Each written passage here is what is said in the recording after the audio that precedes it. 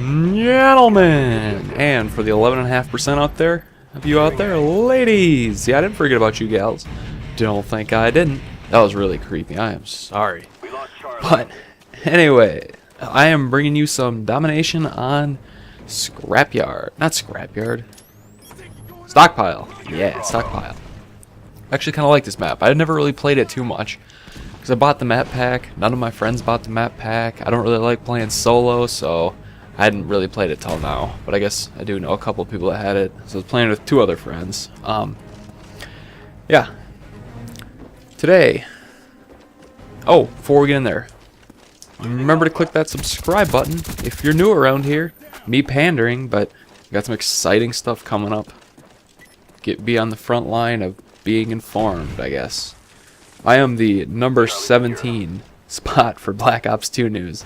That's just kind of a joke, because you see it all over. I've seen at least 10 channels where they say they're on the number 1 spot for Black Ops 2 news.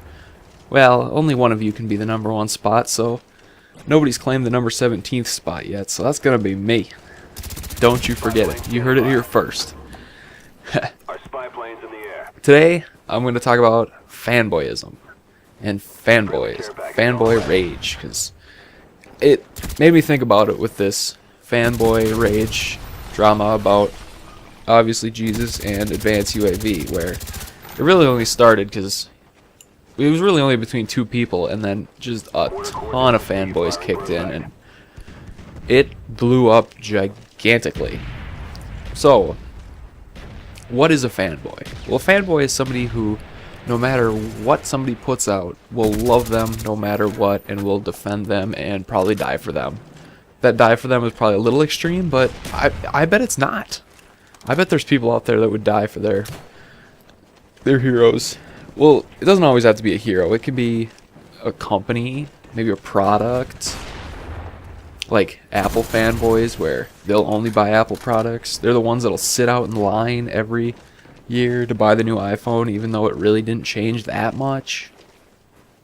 Or console fanboys, where they'll go on threads and forums threads where they just talk about how good their console is. Like, Xbox is so much better than PlayStation. And this is why, because people care about your opinion apparently on these threads. Or vice versa, where and there's also fanboys of entertainers. Like, let's keep it with YouTube commentators, because that's my genre, I guess. I don't know. I'll call it that. People that'll defend other people to the death. Like, here's an example. Try watching a PewDiePie Happy Wheels video without you'll in the first 20 comments, I bet some of them will involve Uber Hacksaw Nova, some of them will involve Toby Games. I'm pretty sure of it. And vice versa, where go onto a Nova's page or a Toby Games page. They're all going to be there. People just raging about their favorite commentators and how much better they are. Like, people actually care about their opinion. But yeah, so this, my thing is, I don't really understand it. You telling somebody that PewDiePie or someone like that is so much better than the other two isn't going to change anyone's opinion on anything. So why do it? Why defend them? I guess they don't even ask for it. They don't want it.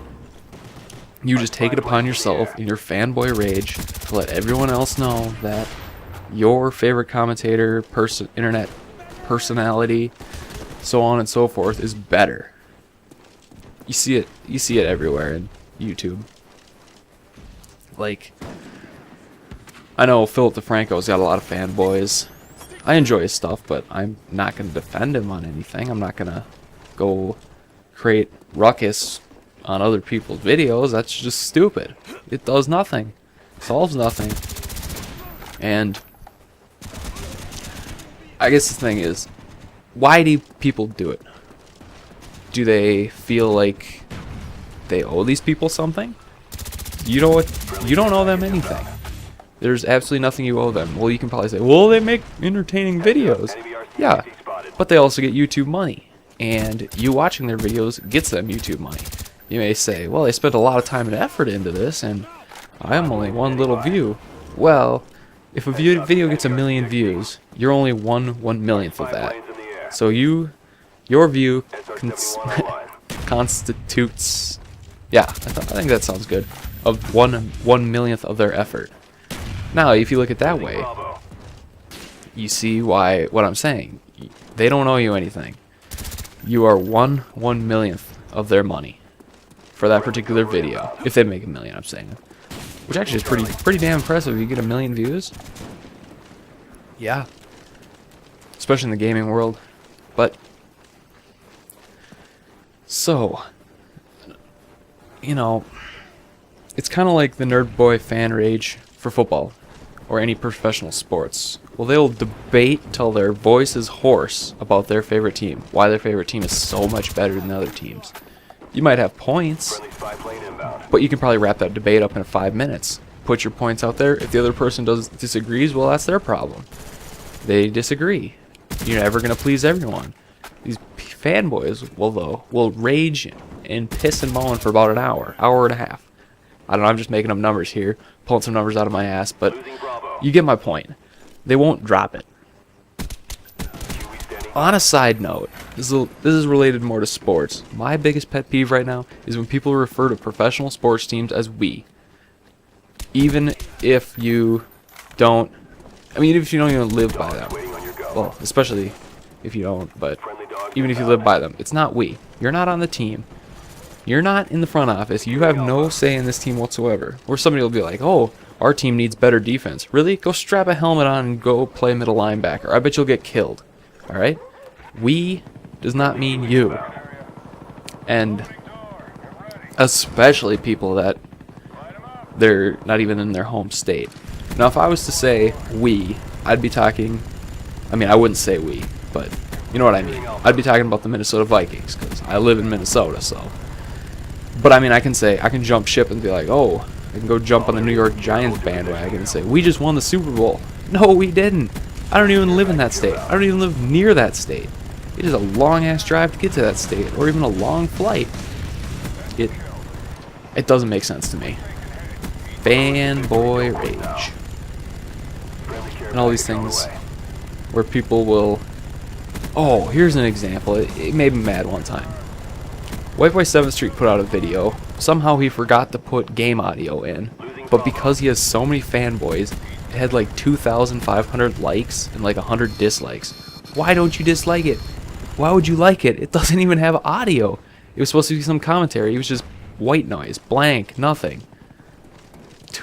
Fanboys just take it upon themselves to be like, oh, White Boy video, like. I didn't even watch it. He could have been talking about killing puppies.